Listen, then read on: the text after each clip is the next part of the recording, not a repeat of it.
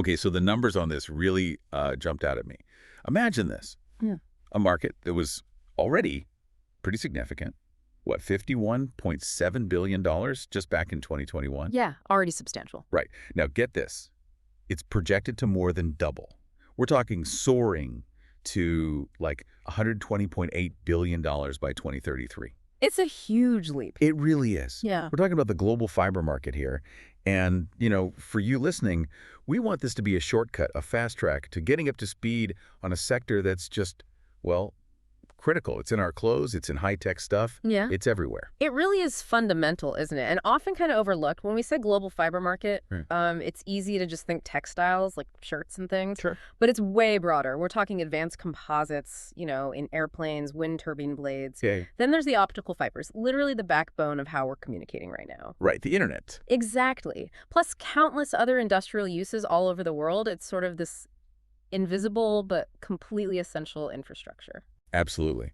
So our mission today for this deep dive is really to unpack that massive growth projection. We want to dig into the forces driving it, look at some really interesting regional dynamics, because that's where things get quite surprising, and basically give you a clear picture of where fibers are heading. And I think understanding these trends, it offers, well, crucial insights, doesn't it? You see where innovation's bubbling up, you see the big push for sustainability globally, and you get a handle on these major economic shifts happening worldwide. Yeah. It's really about seeing how these materials connect to, well, so many parts of our lives and our future. So, okay, that projection doubling the market, what does that actually mean for the overall trajectory? This isn't just a gentle slope upwards, is it? Oh, not at all.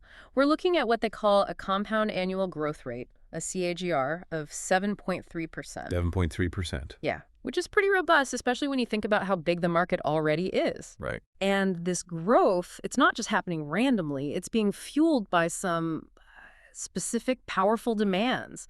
Like there's a massive push for sustainable textiles. Okay, like recycled stuff or plant-based. Exactly. Recycled materials, bio-based fibers, anything that cuts down the environmental footprint. Then you've got the increasing use of high-performance fibers. The super strong, lightweight ones. Precisely. Stuff lighter than steel, but incredibly strong. They're making airplanes more fuel efficient, wind turbines last longer. Makes sense. And of course, they're also finding more and more uses in things like consumer electronics and construction. Those are big drivers too. That totally clicks. So, all right, with those drivers, sustainability, high performance, where are we seeing the most action, geographically speaking? Let's start maybe with North America. What's the picture there? Sure. North America is still a really significant player. It's projected to hit over $20 billion by 2033. 20 billion. Okay. Now, it's a more mature market, so the growth isn't quite as explosive as elsewhere, but it's steady, driven mainly by the U.S., but Canada's actually showing surprisingly strong performance. Oh, interesting. Why Canada?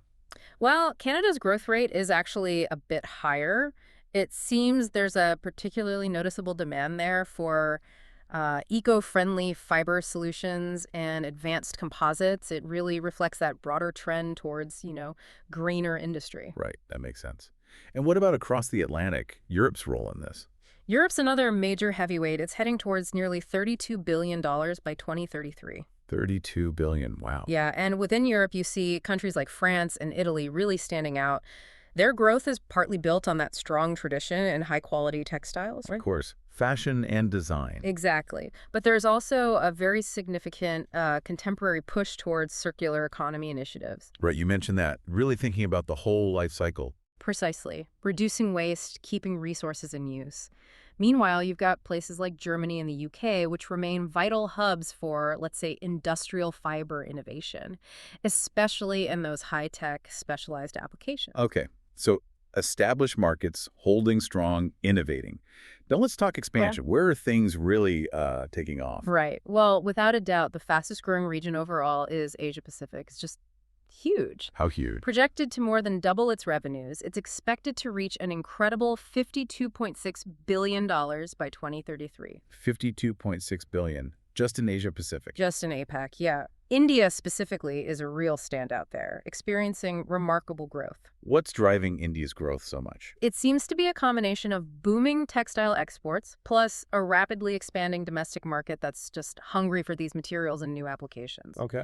And while China is still the biggest single piece of the puzzle in APAC, it's the wider adoption across Southeast Asia, places like Singapore, for example, that really highlights the region's overall momentum. It's broad-based growth. Wow.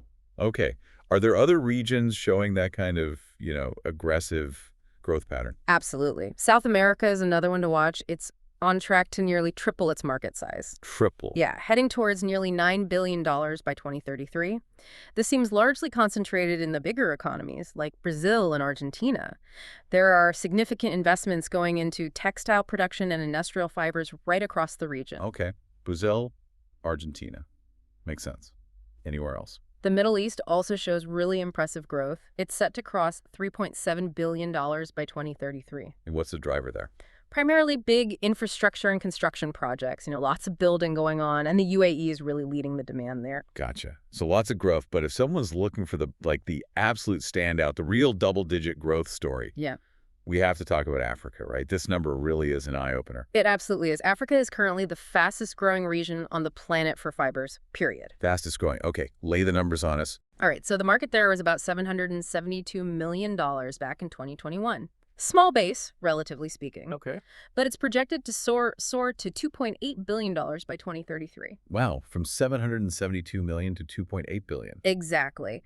That works out to a truly remarkable 12.1% CAGR. 12% growth year on year. That's incredible. What does that signal? Well, it's not just a number, right? It points to a future where Africa could become a really significant new hub, not just for textiles, but maybe advanced materials too. It could potentially reshape global supply chains, create totally new economic opportunities on the continent. Which countries are leading that charge? Countries like Nigeria and South Africa seem to be at the forefront. It reflects, rising consumption, rapid urbanization, plus a significant expansion of the textile industry right across the continent. It really suggests a major shift is underway, maybe moving from just consuming these products to actually producing and innovating with them. That's fascinating. So, okay, let's try and pull this all together. We've seen the global fiber market is definitely on a strong upward path, marked by that solid 7.3% overall CGR. And is being pushed by these really specific, powerful demands, sustainable textiles, high-performance applications. Exactly. And what emerges is this kind of dual narrative, isn't it? You've got the foundational stability, the continued innovation coming from the established markets, North America, Europe. That's a bedrock. Exactly. But then that's juxtaposed with this almost exponential future momentum being driven so dramatically by Asia Pacific and, well, most notably by Africa. Yeah. It really shows how fundamental these materials are, but also pinpoints where the most dynamic shifts are likely to happen next. So thinking about that immense growth, especially the stuff driven by sustainability and these advanced applications, it makes you wonder, how might the widespread use of these new fiber technologies really reshape industries we kind of take for granted right now? Like think about urban planning or how we communicate or even how we travel over the next decade. Could these fibers fundamentally change those things? That's something to really chew on. It really is, and it raises another layer, doesn't it? As these innovative fibers get more common, maybe cheaper, what totally new uses might pop up?